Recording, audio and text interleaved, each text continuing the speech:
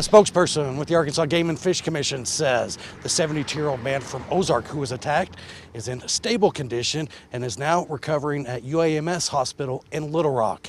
Family members did not want to talk on camera, but they tell me they certainly appreciate all the prayers and thoughts from our community.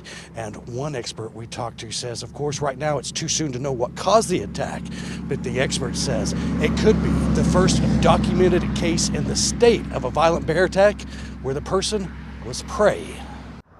An Arkansas Game and Fish Commission spokesperson says Vernon Patton was doing some gravel work along a trail at Mulberry Mountain north of Ozark in Franklin County on Wednesday when he was attacked by a 70-pound male black bear that was about a year old.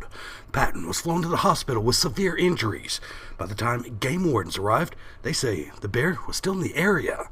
It was put down. Now, biologists are trying to figure out what caused the attack. Was this just out of the blue predatory attack, or was it a conditioned, was it a response to a conditioning factor that the bear had? Myron Means does not know specific details about this case, but he knows bears and how they behave. Extremely strong. A 25-pound cub will give you absolutely all you can handle. Before retiring, Means spent 28 years as a wildlife biologist with the Arkansas Game and Fish Commission and 17 years as the bear and large carnivore program coordinator with the state.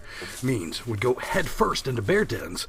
He's handled thousands of bears during his career and says out of the estimated 5,000 to 6,000 black bears across the state, often it's the younger bears that we see in our backyards and trees.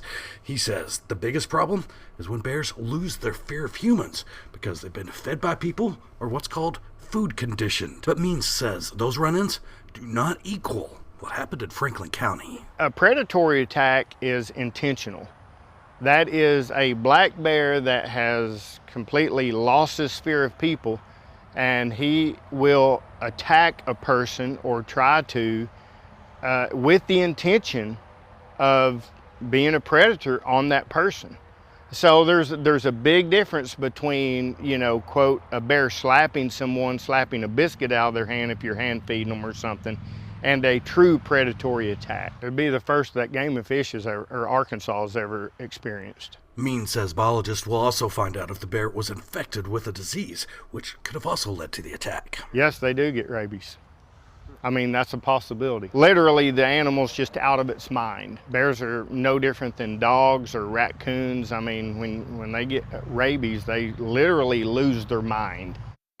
A Game and Fish spokesperson says we should have lab test results back in approximately 72 hours or sometime early next week.